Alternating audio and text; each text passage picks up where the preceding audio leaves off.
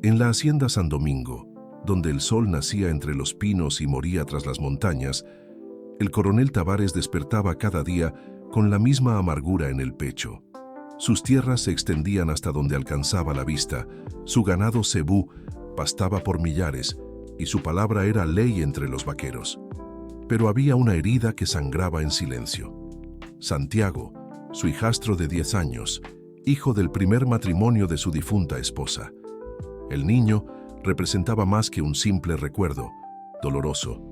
La mitad de las tierras estaban legalmente a su nombre, una herencia que el padre biológico había garantizado antes de morir.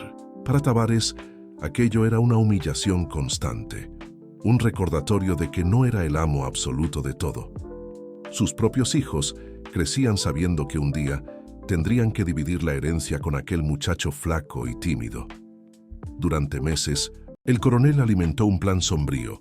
La arreada anual del ganado sería la oportunidad perfecta. Centenares de reses cebú debían ser movidas a través del cañón conocido como la Boca del Diablo, un corredor estrecho y traicionero que incluso los vaqueros más experimentados evitaban. Era allí donde el accidente ocurriría. En la mañana de la arreada, Tavares llamó a Santiago al corral. El niño apareció con sus botas gastadas y sombrero grande, intentando disimular el nerviosismo. «Hoy vas a demostrar que eres un hombre. De verdad», dijo el padrastro señalando a un caballo bayo de pelaje descolorido. «Relámpago será tu compañero». El caballo tenía más de 15 años, con el lomo ligeramente curvado y movimientos más lentos. Los otros vaqueros intercambiaron miradas preocupadas, pero nadie se atrevía a cuestionar las órdenes del coronel. Santiago subió a la montura con dificultad, sintiendo la diferencia en la agilidad del animal, comparado con los caballos jóvenes que los hombres montaban. «Vas a patrullar la Boca del Diablo», ordenó Tavares con una sonrisa que no llegaba a los ojos. «Es un trabajo importante. Estate atento a cualquier movimiento extraño de la manada». Don Ignacio, un vaquero de canas que había servido al padre, de Santiago frunció el ceño. Ningún niño debía estar solo en aquel lugar peligroso. Pero el coronel ya se había alejado, montando su caballo alazán hacia un punto elevado que dominaba todo el cañón. Santiago condujo a Relámpago por la vereda estrecha que llevaba a la Boca del Diablo. El caballo caminaba con pasos medidos, como si conociera cada piedra del camino. Sus orejas se movían constantemente, captando sonidos que el oído humano no percibía. Había algo de especial en aquel animal, una sabiduría adquirida en décadas recorriendo aquellas tierras.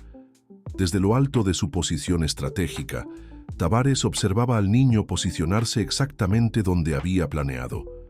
La manada se aproximaba lentamente, conducida por los vaqueros que no tenían idea de la trampa que se preparaba. El coronel retiró el rifle de la silla, un arma personalizada de calibre raro que había mandado hacer especialmente para cacerías. Cuando la manada estaba a pocos metros de la entrada del cañón, Tavares apuntó hacia lo alto y disparó. El estruendo resonó por las paredes de piedra como un trueno, multiplicándose en ondas sonoras que alcanzaron a los animales como latigazos invisibles. El efecto fue devastador. Centenares de reses cebú, ya nerviosas por el paso estrecho, explotaron en pánico total. Mugidos desesperados llenaron el aire mientras la manada se transformaba en una avalancha de cuernos y cascos, canalizada directamente hacia Santiago. El niño sintió el temblor de la tierra antes incluso de ver lo que sucedía. Relámpago, sin embargo, ya había percibido el peligro. El caballo giró la cabeza bruscamente, sus narinas dilatadas captando el olor del miedo y la furia que se aproximaba. En segundos él comprendió que no había escapatoria por delante. Fue entonces que lo imposible sucedió. En vez de intentar huir por el camino convencional, Relámpago giró completamente y galopó en dirección a la pared empinada del cañón. Santiago gritó, agarrándose a la crin del animal sin entender lo que estaba sucediendo. El caballo comenzó a subir la rampa casi vertical, encontrando apoyo en raíces expuestas y salientes rocosas que parecían imposibles de alcanzar. Sus músculos temblaban con el esfuerzo. Cada paso era una batalla contra la gravedad. Santiago sentía el corazón latir en el pecho mientras se agarraba con todas las fuerzas. Con un último salto heroico, Relámpago cruzó una grieta en la cima de la pared y alcanzó una meseta segura. Segundos después, la manada pasó como un río violento justo debajo de ellos, levantando una nube de polvo que obscureció completamente el cañón. Don Ignacio, que había oído el tiro sospechoso, llegó al lugar aún a tiempo de ver la subida milagrosa. Sus ojos experimentados captaron inmediatamente lo que había sucedido. Aquel tiro no formaba parte de las señales combinadas para la arreada. Cuando el polvo finalmente se asentó, don Ignacio consiguió avistar la silueta de Relámpago recortada contra el cielo, en la cima de la pared rocosa. El caballo permanecía inmóvil, como una estatua, protegiendo al niño que temblaba en su lomo. El vaquero experimentado sabía que había presenciado algo extraordinario, una demostración de inteligencia y coraje que desafiaba cualquier explicación. La meseta donde Relámpago había encontrado refugio era pequeña y aislada, sin vereda de descenso. El caballo relinchaba suavemente, como si estuviera consolando a Santiago, que permanecía agarrado a su crin en estado de choque. Los ojos del niño estaban vidriados, fijos en el vacío, mientras su mente intentaba procesar lo que había acabado de suceder. Don Ignacio no perdió tiempo. Conocía una vereda secreta que contorneaba el cañón, un camino empinado usado por los indígenas décadas antes. Montó su caballo y galopó por la ladera, sus décadas de experiencia guiándolo a través de piedras sueltas y vegetación densa. El tiempo era precioso. El niño podría entrar en pánico e intentar descender solo, lo que sería fatal. Mientras tanto, en la meseta, algo notable estaba sucediendo. Relámpago se había posicionado estratégicamente entre Santiago y el borde de la pared rocosa. El caballo bajaba la cabeza de vez en cuando, tocando gentilmente el hombro del niño con el hocico, como si estuviera verificando si él estaba bien. Cuando Santiago intentó moverse en dirección al borde, el animal bloqueó su camino, empujándolo delicadamente de vuelta hacia el centro de la meseta. El caballo entonces comenzó a relinchar de forma rítmica, un sonido que resonaba por las paredes del cañón. No era un relincho de desesperación, sino un llamado calculado, una señal de socorro que cualquier vaquero experimentado reconocería. Relámpago repetía la secuencia de sonidos en intervalos regulares, como si estuviera enviando un mensaje en clave. Don Ignacio oyó los relinchos y aceleró su caballo. La vereda se tornaba más peligrosa a cada metro, pero él no podía dejar que el niño permaneciese solo en aquel lugar. Cuando finalmente alcanzó la meseta, encontró una escena que lo conmovió profundamente. Relámpago se había echado, parcialmente, ofreciendo su cuerpo como apoyo y refugio a Santiago, que ahora estaba recostado en el cuello del animal. «Todo está bien, mi hijo», susurró don Ignacio, acercándose despacio para no asustar al caballo. «Estás a salvo ahora». Santiago levantó los ojos, reconociendo la voz familiar.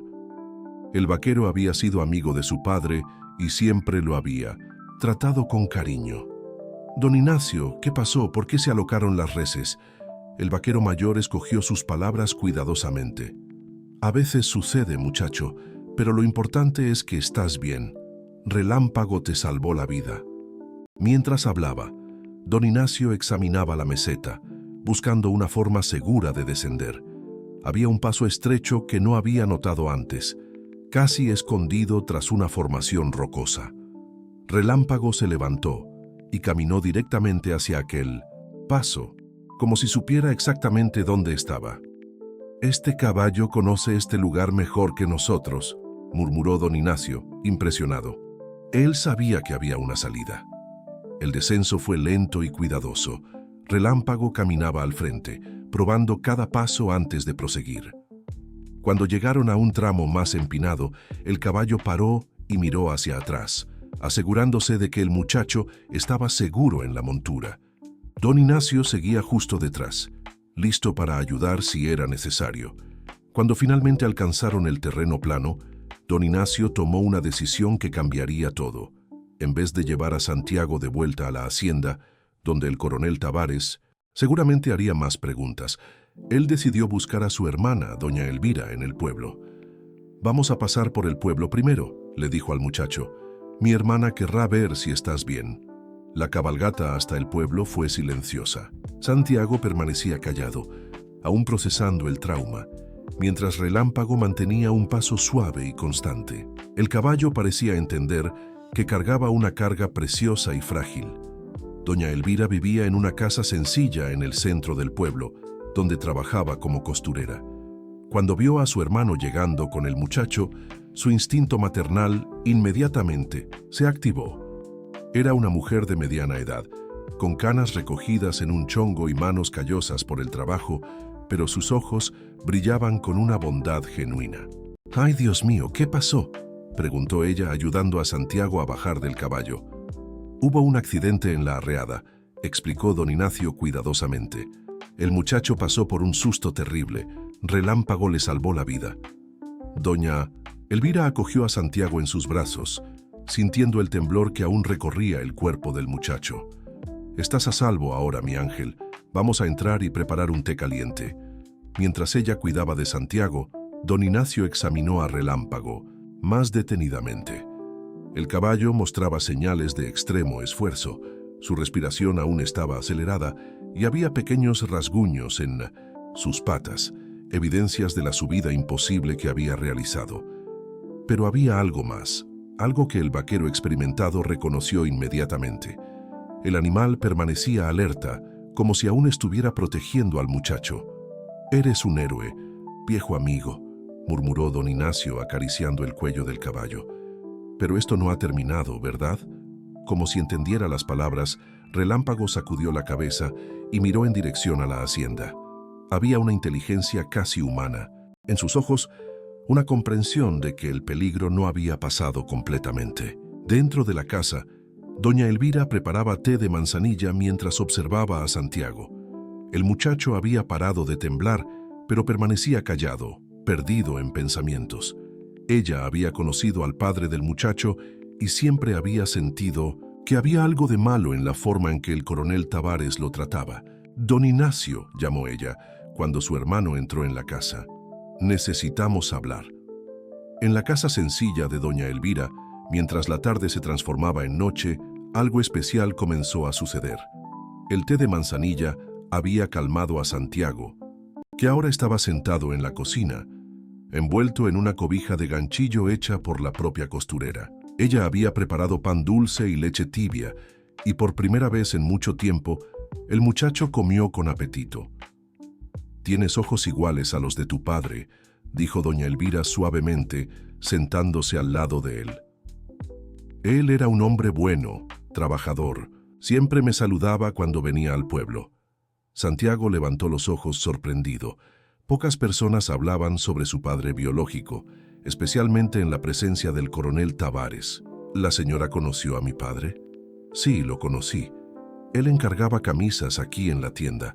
Siempre decía que un día te traería para que me conocieras, pero…». Ella hizo una pausa, escogiendo las palabras con cuidado. «La vida no siempre nos da el tiempo que queremos». Don Ignacio observaba la conversación desde la ventana, donde mantenía vigilia.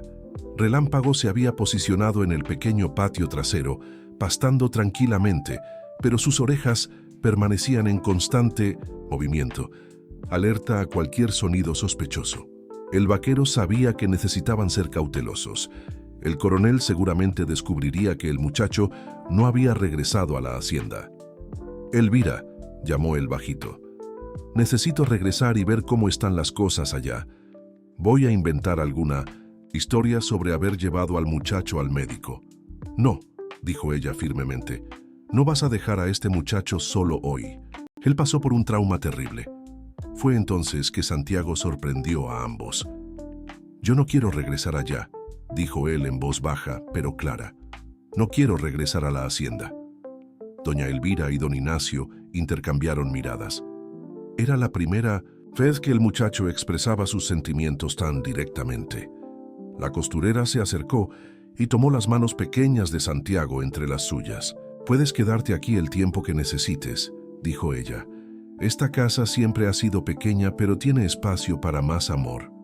Aquella noche, Doña Elvira improvisó una cama en el cuarto de costura, usando las mejores cobijas que tenía. Santiago ayudó a arreglar el espacio, y por primera vez desde que llegara, sonrió al ver los tejidos coloridos y los retazos organizados en cajas. La casa tenía un olor a lavanda y romero que lo tranquilizaba. «Mañana podemos hacer una cama propia para ti», dijo ella, alisando los cabellos del muchacho. «Tengo unas maderas guardadas que mi difunto esposo dejó». Don Ignacio había decidido dormir en la sala, en una hamaca armada entre dos vigas. Quería estar cerca en caso de que hubiera cualquier problema. A través de la ventana podía ver a Relámpago en el patio como un guardián silencioso. El caballo había rechazado la avena que le ofreciera, prefiriendo permanecer alerta. Los días siguientes trajeron una rutina nueva y acogedora. Santiago se levantaba temprano y ayudaba a doña Elvira a preparar el desayuno. Ella le enseñó a hacer pan y él descubrió que tenía facilidad para trabajar con las manos. Por las tardes ayudaba en la tienda de costura, organizando botones e hilos por colores. «Tienes dedos hábiles», observó ella, viendo cómo él separaba con cuidado los diferentes tipos de tejido. «Tal vez un buen día pueda aprender a coser también». El muchacho se interesó por la idea. En la hacienda, nunca había sido incentivado a hacer cualquier cosa además de los trabajos pesados que mal conseguía ejecutar. Aquí, sus habilidades eran reconocidas y valoradas. Don Ignacio venía a visitarlos todos los días, siempre trayendo noticias de la hacienda. El coronel había aceptado la explicación sobre el muchacho haber sido llevado al médico tras el susto, pero estaba impaciente para que él regresara. El vaquero percibía que Tavares hacía preguntas sutiles sobre el estado emocional de Santiago, como si quisiera saber si el muchacho había hablado sobre lo que había acontecido. «Él está desconfiado», contó don Ignacio a Sintosín doña Elvira una tarde, mientras Santiago jugaba con Relámpago en el patio. Se queda preguntando si el muchacho dijo algo sobre el accidente. «¿Qué accidente?», preguntó doña Elvira, con un tono que revelaba sus sospechas. «Ignacio, necesitas contarme la verdad sobre lo que sucedió en aquel cañón». El vaquero suspiró y contó sobre el tiro que había escuchado, sobre la posición estratégica del coronel y sobre cómo todo parecía haber sido planeado. Doña Elvira oyó en silencio, su rostro tornándose cada vez más serio. «Aquel hombre intentó matar al muchacho», dijo ella finalmente. «Por causa de la herencia». «No podemos probar nada», respondió don Ignacio. «Es su palabra contra la mía». «Entonces vamos a necesitar ayuda», dijo doña Elvira con determinación. «No podemos proteger a Santiago solos». Mientras los adultos conversaban, Santiago estaba en el patio cepillando a Relámpago. El caballo se había tornado su compañero constante, siguiéndolo por la casa como un perro fiel. El muchacho hablaba bajito con el animal, contándole sobre los tejidos que había organizado y sobre cómo doña Elvira le había enseñado a hacer nudos decorativos. «Tú entiendes todo, ¿verdad?», dijo Santiago, mirando en los ojos inteligentes del caballo.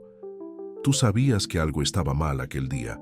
Relámpago bajó la cabeza y tocó gentilmente el pecho del muchacho con el hocico, como si estuviera confirmando sus palabras. Había una comunicación silenciosa entre ellos, una comprensión que iba más allá de las palabras. Doña Elvira observaba la escena desde la ventana de la cocina. En pocos días, se había apegado al muchacho como si fuera su propio hijo. Santiago había traído vida nueva a aquella casa que hacía años albergaba apenas a una mujer solitaria. Ella veía cómo él se desarrollaba lejos de la atmósfera opresiva de la hacienda, cómo su personalidad verdadera comenzaba a emerger. «Él se va a quedar con nosotros», dijo ella para don Ignacio. «No importa lo que sea necesario hacer, este muchacho encontró un hogar aquí». El vaquero asintió, sabiendo que la hermana había tomado una decisión irrevocable. Doña Elvira siempre había sido una mujer de palabra, y cuando decidía proteger a alguien, movía cielo y tierra para conseguirlo. Aquella noche, mientras Santiago dormía tranquilamente en el cuarto de costura, doña Elvira y don Ignacio hicieron planes. Necesitarían aliados. personas influyentes en el pueblo que pudieran ayudar a proteger al muchacho legalmente. La batalla por la custodia de Santiago estaba apenas comenzando. En la mañana siguiente, doña Elvira tomó la primera providencia. Conocía al doctor Méndez hacía más de 20 años, desde cuando él llegara joven al pueblo para trabajar como veterinario. Con el tiempo, él se había tornado también una especie de médico informal para las familias más pobres, que no tenían recursos para ir a la capital en busca de tratamiento. «Doctor, necesito que examine a este muchacho», dijo ella cuando llegó al consultorio con Santiago. Él pasó por un trauma terrible. Doctor Méndez era un hombre de mediana edad, con canas y gafas de montura dorada. Sus ojos gentiles inspiraban confianza inmediata. Él examinó a Santiago cuidadosamente, verificando si había heridas físicas y observando señales de trauma emocional. «Cuéntame lo que sucedió», pidió él al muchacho con voz suave. Santiago vaciló, mirando para doña Elvira en busca de aliento. Entonces, lentamente, comenzó a relatar los eventos en el cañón. Doctor Méndez oyó atentamente, haciendo preguntas puntuales sobre detalles específicos. Cuando el muchacho terminó, el médico quedó en silencio por algunos momentos. «Doña Elvira, necesito hablar con la señora reservadamente», dijo él finalmente. En el consultorio, lejos de los oídos de Santiago, doctor Méndez fue directo al punto. Este muchacho pasó por una tentativa de asesinato. Los detalles que él describió son muy específicos para ser imaginación de niño. «Lo sé», respondió ella. «Mi hermano Ignacio sospecha de la misma cosa, pero ¿qué podemos hacer? Primero vamos a documentar todo. Voy a hacer un informe médico completo sobre el estado físico y emocional del muchacho. Después, necesitamos de más personas que puedan ayudarnos». Doctor Méndez sugirió que buscaran a la profesora Elena, que dirigía la escuela local. Ella era respetada por toda la comunidad y tenía influencia junto a las autoridades. También mencionó al padre Miguel, que además de líder espiritual, era conocido por defender a los más débiles. «Voy a hablar con ellos hoy mismo», prometió doña Elvira. Mientras tanto, don Ignacio había vuelto a la hacienda para mantener las apariencias. El coronel Tavares estaba cada vez más impaciente con la ausencia prolongada de Santiago. Durante el almuerzo, él hizo preguntas insistentes sobre el estado del muchacho. «¿Cuándo él regresa?», preguntó Tavares, cortando la carne con movimientos bruscos. «No puede quedarse en el pueblo para siempre. El médico dijo que es mejor que él se quede algunos días más», mintió. «Don Ignacio». El susto fue muy grande. El coronel golpeó el puño en la mesa. «¿Susto? ¿Qué susto? Fue apenas un estallido de ganado. Cualquier vaquero ya pasó por eso». «Sí, señor», respondió don Ignacio, manteniendo la voz neutra. «Pero el muchacho es aún muy joven».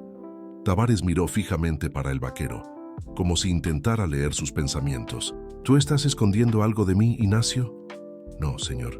Apenas me preocupo con el muchacho, como su padre pediría». La mención al padre biológico de Santiago hizo Tavares fruncir el ceño. Él se levantó de la mesa bruscamente y salió de la sala sin decir más nada. En el pueblo, doña Elvira visitó primero a la profesora Elena. Era una mujer elegante de 50 años, con cabellos castaños presos en un chongo impecable. Su casa quedaba al lado de la escuela, y ella la recibió en la sala de estar decorada con libros y plantas. «Siempre supe que había algo errado con la situación de aquel muchacho», dijo Elena después de oír la historia. «En las pocas veces que él vino al pueblo, percibí cómo parecía asustado y retraído». «Profesora, necesitamos de su ayuda», pidió doña Elvira. «El doctor Méndez va a documentar el caso, pero necesitamos de más personas respetadas de la comunidad para apoyarnos». Elena asintió gravemente. «Puedes contar conmigo. Conozco al juez de la comarca, estudiamos juntos en la capital, puedo conversar con él sobre la situación». La próxima parada fue la iglesia. Padre Miguel era un hombre joven, de apenas 35 años, que había llegado al pueblo hacía 5 años. Venía de una familia humilde y siempre había demostrado especial cuidado con los niños en situación vulnerable. «Mi hija», dijo él después de oír el relato, Esto es muy grave. Si sus sospechas están correctas, estamos hablando de una tentativa de homicidio. Padre, ¿usted puede ayudarnos?, preguntó doña Elvira. Claro que sí. Voy a hablar con el jefe de Minimedicine, la policía. Él es un hombre honesto, aunque a veces sea intimidado por el poder del coronel Tavares. Pero si tenemos evidencias suficientes, él tendrá que actuar. Al final de la tarde, los cuatro se reunieron en la casa de doña Elvira. Doctor Méndez trajo su informe médico detallado. Profesora Elena había conversado con el juez por teléfono. Y padre Miguel confirmó que el jefe de la policía estaba dispuesto a oír el caso. Necesitamos más evidencias, dijo doctor Méndez. El testimonio del muchacho es importante, pero no es suficiente solo. Don Ignacio dijo que oyó un tiro, recordó doña Elvira. Tal vez podamos encontrar alguna evidencia física. A mí me gustaría examinar al caballo también, dijo doctor Méndez.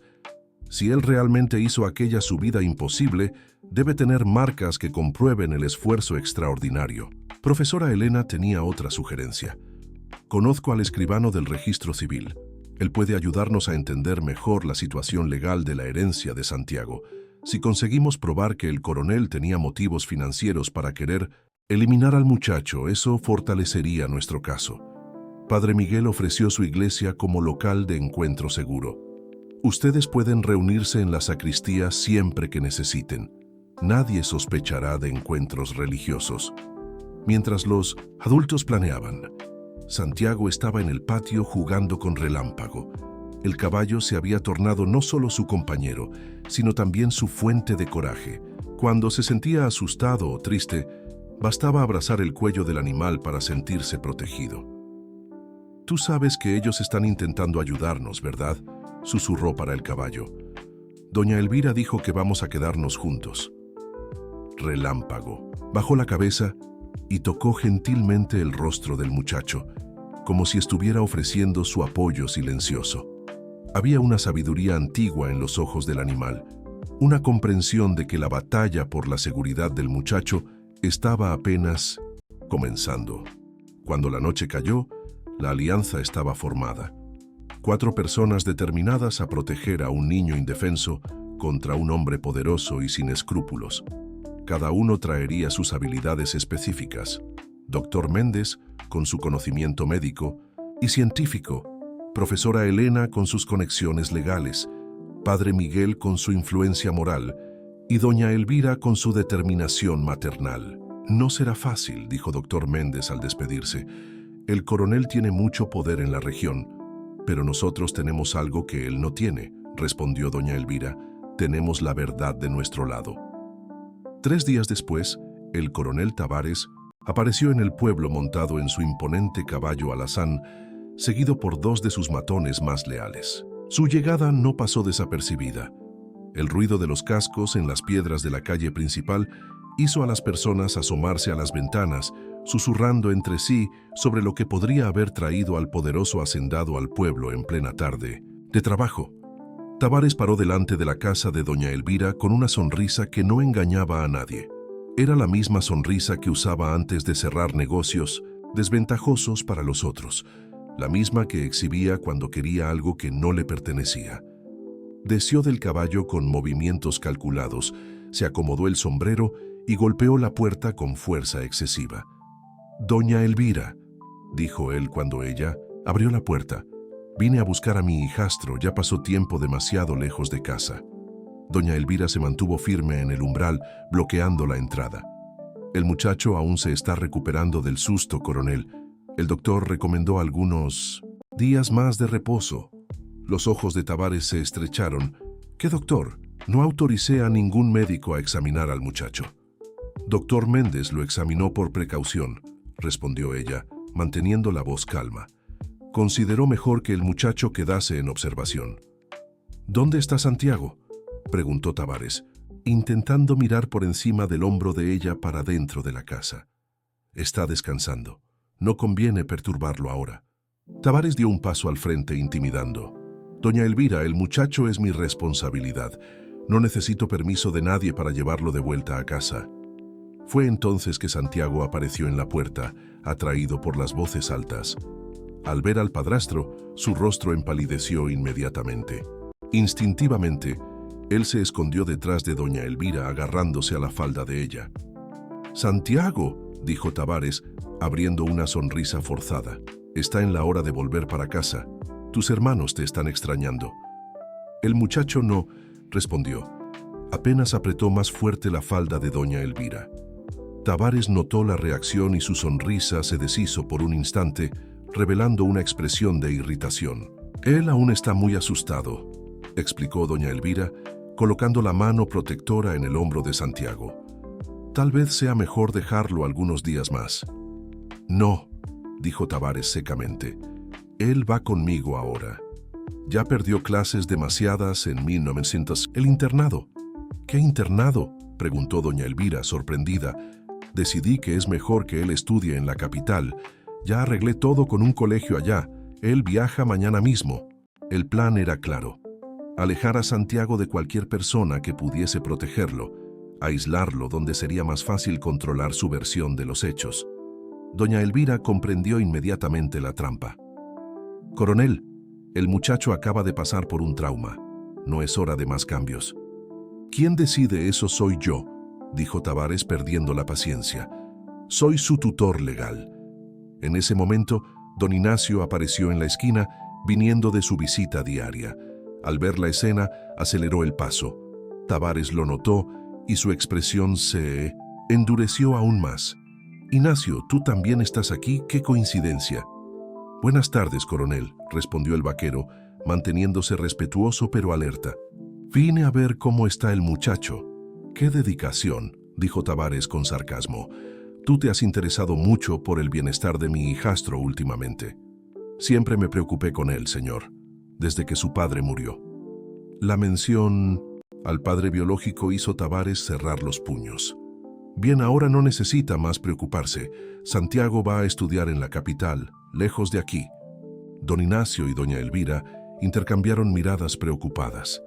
Si Tavares consiguiese llevar al muchacho para lejos, sería imposible protegerlo.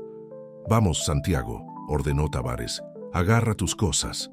El muchacho se agarró más fuerte a doña Elvira. «No quiero ir», dijo él en voz baja pero firme. «¿Qué dijiste?», preguntó Tavares con voz peligrosa. «Yo no quiero ir», repitió Santiago más alto esta vez. El rostro de Tavares se contorció de rabia. «Tú vas conmigo ahora, queriendo o no. Soy su tutor legal». «Tal vez debiéramos conversar con el doctor Méndez primero», sugirió doña Elvira. «Él puede evaluar si el muchacho está en condiciones de viajar». «No necesito de la opinión de veterinario ninguno», dijo Tavares con desprecio. «Santiago, sube al caballo. Ahora». Fue entonces que Relámpago apareció, viniendo del patio trasero. El caballo se posicionó entre Tavares y Santiago, con las orejas hacia atrás y una postura claramente defensiva. Tavares miró al animal con sorpresa e irritación. «¿Qué diablos hace este caballo viejo aquí?», preguntó. «Él salvó la vida del muchacho», respondió don Ignacio. «Pensé que lo sabía». «¿Salvó? ¿Cómo así salvó?». Don Ignacio percibió que había dicho demasiado. Cuando el ganado estalló, él sacó al muchacho del camino. Tavares estudió el rostro del vaquero, buscando señales de que él sabía más de lo que estaba diciendo. «Qué extraño, yo no vi nada de eso». «El señor estaba lejos, en el punto de observación», dijo don Ignacio cuidadosamente. «¿Verdad?», concordó Tavares, pero sus ojos permanecieron desconfiados. «Bien, no importa. El caballo se queda en la hacienda. Santiago va para el internado». Relámpago dio un paso al frente y bajó la cabeza, como si estuviera preparándose para atacar. Tavares retrocedió instintivamente. «Ese animal está peligroso», dijo él. «Debería ser sacrificado». «No», gritó Santiago corriendo para abrazar el cuello del caballo. «Él no hizo nada de errado». La escena conmovió a algunos vecinos que se habían aproximado, atraídos por la discusión. Tavares percibió que estaba siendo observado e intentó recuperar la compostura. «Está bien», dijo él, forzando una sonrisa. «El caballo puede quedarse aquí por ahora, pero Santiago viene conmigo». «Coronel», dijo doña Elvira con coraje. Si el señor insiste en llevarse al muchacho ahora, voy a tener que llamar al jefe de la policía. Tavares la encaró con ojos fríos. ¿Me está amenazando, doña Elvira? Estoy protegiendo a un niño traumatizado. Cuidado con lo que hace, dijo Tavares en voz baja para que solo ella oyese. Usted no sabe con quién se está metiendo. La amenaza velada hizo a doña Elvira temblar, pero ella no retrocedió. Sé exactamente con quién me estoy metiendo, y no tengo miedo. Tavares percibió que había perdido la batalla en aquel momento. Muchas personas estaban observando, y forzar la situación podría crear más problemas de los que resolvería. Pero sus ojos prometían que aquello no terminaría allí. Muy bien, dijo él montando en el caballo, pero esto no acabó. Santiago es mi pupilo y voy a buscarlo cuando yo quiera. Él se alejó con sus matones, pero antes de doblar la esquina, miró hacia atrás una última vez. Don Ignacio estaba observando cada movimiento, y Tavares sabía que el vaquero se había tornado un enemigo peligroso. Aquella misma noche, don Ignacio no consiguió dormir. La amenaza del coronel Tavares resonaba en su mente, y él sabía que el hombre no desistiría fácilmente. Se levantó antes del amanecer y decidió hacer algo que venía aplazando hacía días: volver al cañón de la Boca del Diablo para buscar evidencias de lo que realmente había acontecido.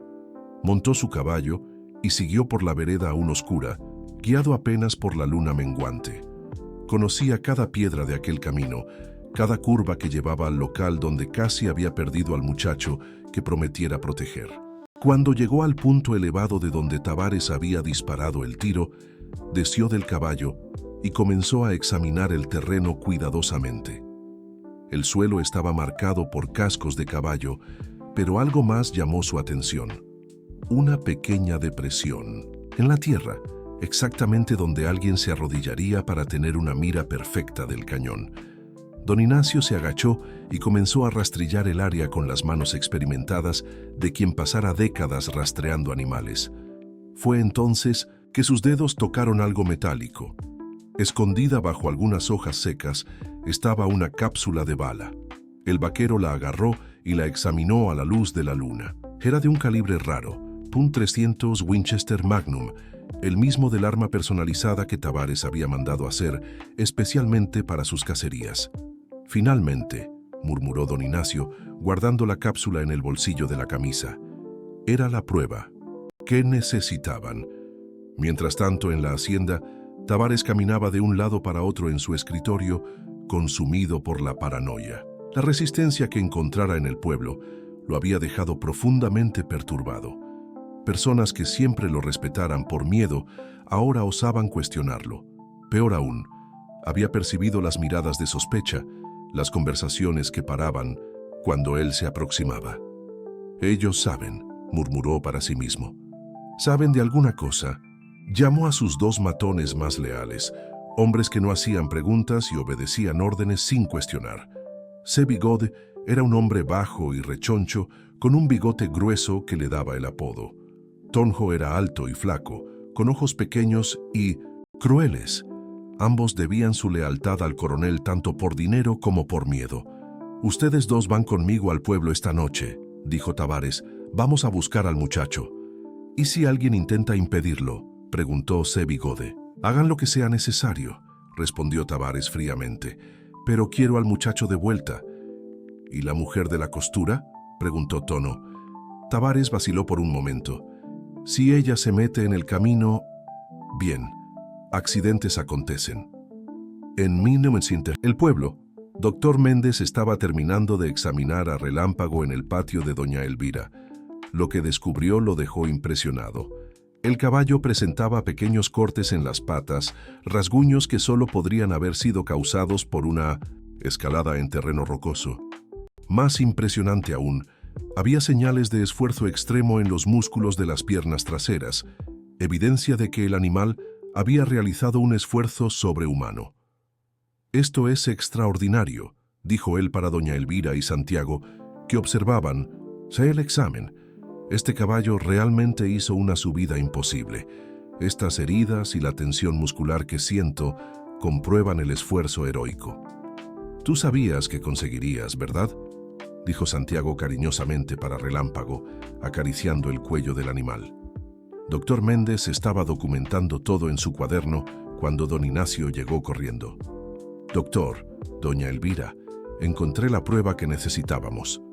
Él mostró la cápsula de bala, explicando dónde la había encontrado. Doctor Méndez examinó el objeto con interés científico. «Este es un calibre muy raro», les observó. «¿Cuántas personas en la región tendrían un arma de este tipo?»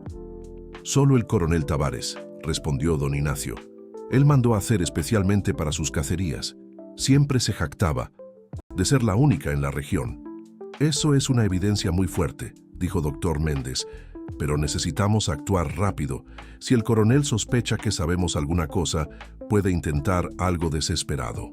Como si sus palabras fuesen proféticas, profesora Elena llegó corriendo, visiblemente agitada. «Doña Elvira, acabo de ver al coronel Tavares y a 2 hombres armados dirigiéndose para acá. Ellos están a pocas cuadras de distancia». El pánico se instaló en el grupo. Santiago se agarró en doña Elvira temblando de miedo. «Él va a llevarme», dijo el muchacho. «Él va a llevarme para lejos de ustedes». «Eso no va a acontecer», dijo doña Elvira con firmeza, pero su voz traicionaba la preocupación. «Necesitamos esconder al muchacho», dijo don Ignacio. «Y rápido». «Fe en la iglesia», sugirió profesora Elena. «Padre Miguel puede dar santuario». «No», dijo doctor Méndez. «Él procurará allí. Necesitamos de un lugar que él no sospeche». Fue entonces que Relámpago hizo algo sorprendente. El caballo se aproximó de Santiago y se agachó, como si estuviera ofreciendo sus espaldas. Sus ojos inteligentes parecían comunicar un mensaje claro. «Él quiere que yo suba en él», dijo Santiago, comprendiendo. «Él quiere llevarme para algún lugar seguro». «El muchacho no puede huir a caballo», dijo doña Elvira. «Es muy peligroso». «Relámpago conoce estos terrenos mejor que cualquiera», dijo don Ignacio.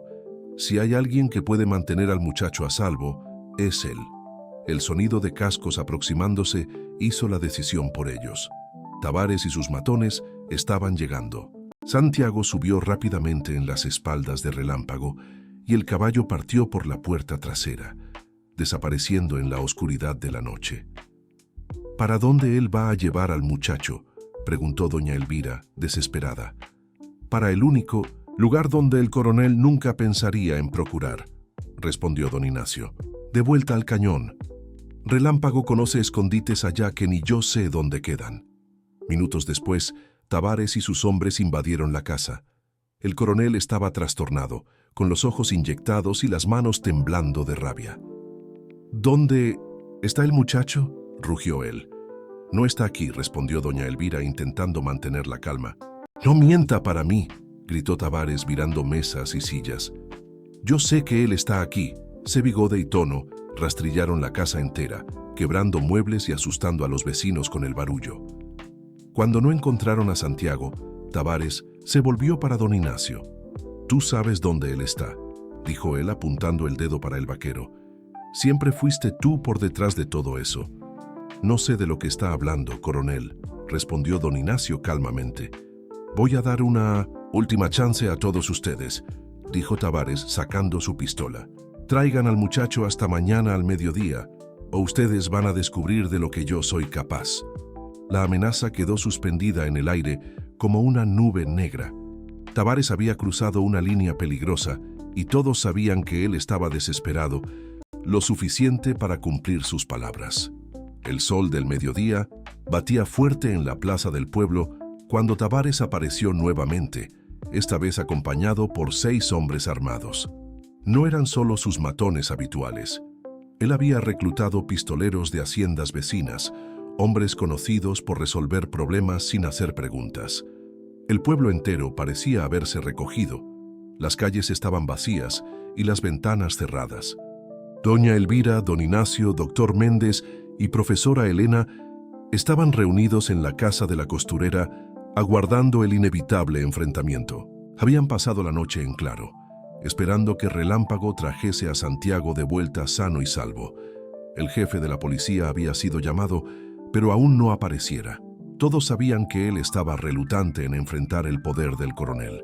¿Dónde está Padre Miguel?, preguntó doña Elvira mirando por la ventana. Él fue a intentar hablar con el juez en la comarca, respondió profesora Elena, pero no sé si conseguirá volver a tiempo. El sonido de cascos resonó por la calle y todos se enrijecieron. Tavares paró frente a la casa, descendió del caballo y caminó hasta la puerta con pasos pesados. Sus hombres se esparcieron alrededor de la casa, bloqueando todas las salidas. «Acabó el plazo», gritó él, golpeando en la puerta con fuerza. «Quiero al muchacho ahora». «Él no está aquí», respondió doña Elvira a través de la puerta trancada. «Entonces vamos a entrar y procurar», dijo Tavares, haciendo una señal para sus hombres. Cebi, Gode y Tono forzaron la puerta, que se abrió con estruendo. Tavares entró como un huracán, seguido por los pistoleros. Su rostro estaba rojo de rabia y sus manos temblaban visiblemente. «¿Ustedes piensan que pueden desafiarme?», rugió él. «Yo construí este pueblo. Yo soy la ley aquí».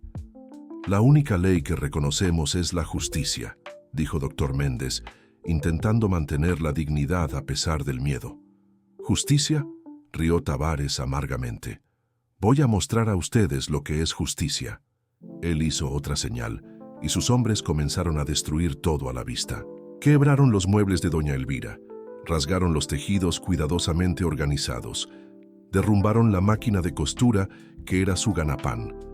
Cada objeto destruido era un golpe en el corazón de la mujer que había dedicado su vida a aquella casa. «¡Paren!», gritó doña Elvira con lágrimas en los ojos.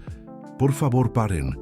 «¿Dónde está el muchacho?», preguntó Tavares nuevamente, esta vez apuntando su pistola directamente para ella. «Ya dijimos que no sabemos», respondió don Ignacio, dando un paso al frente para proteger a la hermana. «Tú», dijo Tavares, virando el arma para el vaquero. «Tú siempre fuiste el problema. Desde el día en que llegué a la hacienda, tú nunca me respetaste». «Yo respetaba a su difunto padre», dijo don Ignacio calmamente, «y prometí a él que cuidaría del muchacho». «Pues su promesa acaba hoy», dijo Tavares amartillando la pistola. Fue en ese momento que un ruido familiar resonó por la calle, el sonido de cascos galopando. Todos miraron por la ventana quebrada y vieron a Relámpago surgiendo en la esquina, con Santiago en sus espaldas. El caballo venía en disparada, como si supiera que llegara en la hora exacta. «¡No!», gritó Santiago viendo la destrucción en la casa y las armas apuntadas para sus amigos. «Dejen a ellos en paz». Tavares sonrió con satisfacción maligna. «Finalmente, ven acá, muchacho. Vamos a resolver esto de una vez por todas». Pero Relámpago no paró. En vez de disminuir la velocidad, el caballo aceleró aún más, dirigiéndose directamente para la puerta abierta de la casa. Los pistoleros se alejaron, sorprendidos por la audacia del animal. «¡Agarren al muchacho!», gritó Tavares. Tono intentó agarrar las riendas de Relámpago, pero el caballo se empinó, batiendo los cascos en el aire peligrosamente cerca de la cabeza del hombre. Cebi Gode intentó cercar al animal por el otro lado, pero Relámpago giró rápidamente, protegiendo a Santiago con su propio cuerpo. «¡Tiren en el caballo!», ordenó Tavares desesperado. «¡No!», gritó Santiago.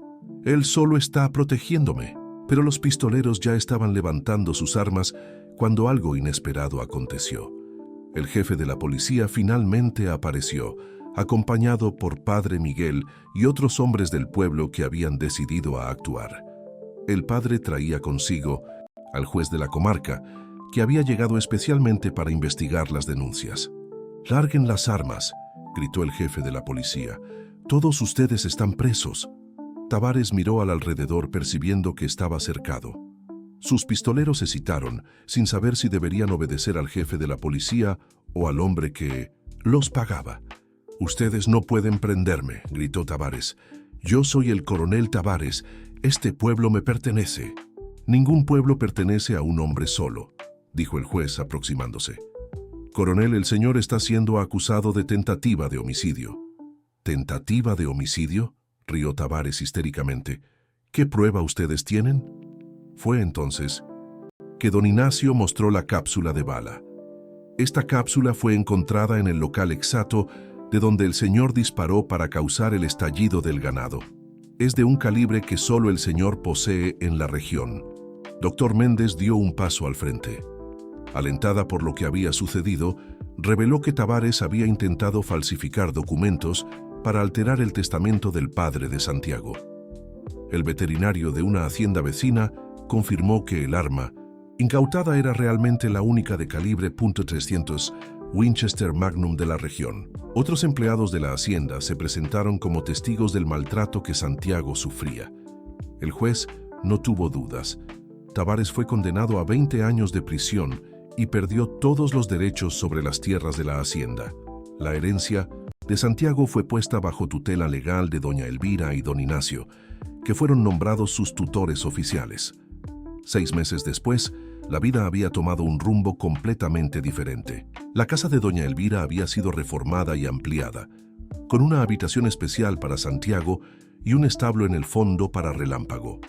El caballo se había recuperado completamente de la herida y era tratado como el héroe que realmente era. Santiago estaba irreconocible. El niño tímido y asustado se había transformado en un niño confiado y sonriente. Asistía a la escuela del pueblo, donde se destacaba como uno de los mejores alumnos.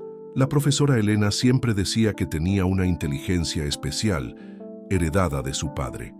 «Santiago», llamó doña Elvira en una mañana soleada. «Ven a almorzar». El muchacho apareció corriendo del patio, donde había pasado la mañana cepillando a Relámpago. Ahora llamaba a doña Elvira tía Elvira, pero el cariño entre ellos era de madre e hijo, verdaderos.